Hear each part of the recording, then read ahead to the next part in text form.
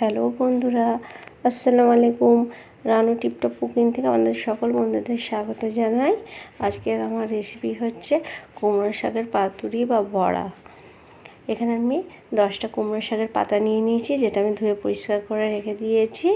আর এখানে ডাল নিয়েছি, মুসুর ডাল, যার মধ্যে পেঁয়াজ কাঁচা লঙ্কা দিয়ে দিয়েছি। আর ডালটাকে আমি পেস্ট করে নিয়েছি। তার মধ্যে আমি এখানে চালের গুঁড়া মিশিয়ে দিচ্ছি। নুন, আদা, রসুন সব একসাথে আমি এর মধ্যে দিয়ে দেবো। লঙ্কা গুঁড়ো, দেখুন এখানে আতপ চাল দিয়েছি, তার সাথে লঙ্কা গুঁড়ো দিয়ে দিচ্ছি। আদা রসুনের পেস্ট দিয়ে দেবো। দিয়ে এটাকে ভালো করে আমি যেটাকে ডাল পেস্ট করেছি সেটা ভালো করে মেখে নিয়ে আমি একটা পাতার উপরে ডাল বাটাটাকে এইভাবে আমি লাগিয়ে দেবো। মশলা দিয়ে তৈরি করার পর একটার পর একটা এইভাবে লাগিয়ে দেবো। মোটামুটি 4 পিস 5 পিস মতো দেওয়ার উপরে দেখুন কীভাবে দিচ্ছি, একটার পর একটা আমি এইভাবে দিই। দেখুন একটার পর একটা। এটা দারুণ খেতে লাগে, আপনারা বাড়িতে করে দেখবেন, খুব মচমচে হয়। বিশেষ করে তো দেখুন এবার আমি এখানে রোল বানিয়ে নিচ্ছি। এখানে আমি প্রত্যেকটা দুটো রোল বানাবো, 2 পিসে হবে। এটা মোট 10টা পাতা নিয়েছি আমি। এবার আমি এখানে এটা একটা সুতো দিয়ে রোল বানিয়ে নেবো। সেলাইয়ের সুতো দিয়ে এটাকে গোল করে রোল বানিয়ে নিলাম। দেখুন 2 পিস হয়েছে এখানে। এটা আমি রোল বানিয়ে নিচ্ছি। হ্যাঁ, এখানে আমি রোল করে জড়িয়ে দিয়েছি সুতোর মধ্যে। এবার এখানে আমি আসছি, পানি গরম করবো।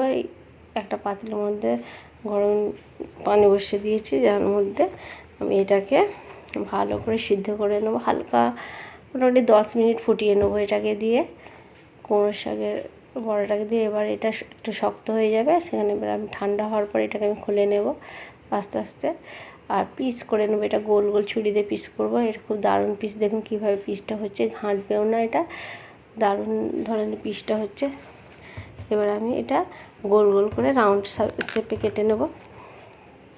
দেখুন এইভাবে এটা ভাজলে দারুণ লাগে খেতে। আপনারা বাড়িতে করবেন, গরম ভাতের সাথেও ভালো লাগে, এমনিও ভালো লাগবে এটা খেতে। আমার এখানে তেল গরম হয়ে গেছে, আমি এবার এইগুলো দিয়ে ভেজে নেবো একটার পর একটা। এবার আমি এগুলো দিয়ে ভেজে নিচ্ছি। প্রত্যেকটা তেলের মধ্যে দিয়ে দেবো। প্রচুর খাস্তা হয়, এই খাস্তার কারণ হচ্ছে এর মধ্যে আমি যে আতপ চালের গুঁড়াটা দিয়েছি, যার জন্য এটা খাস্তা হয়। দেখুন এটা গোল্ডেন কালার হয়ে যাবে, হালকা গোল্ডেন কালার, বেশি একদম হবে না, হালকা গোল্ডেন কালার এসে যাবে, তখন জানবেন যে হয়ে গেছে। দেখুন আমার এখানে পাতুরিটা হয়ে গেছে। এটাকে বড়াও বলা হয়, কুমড়া শাকের বড়া। আপনারা বাড়িতে করবেন, দারুণ লাগে খেতে।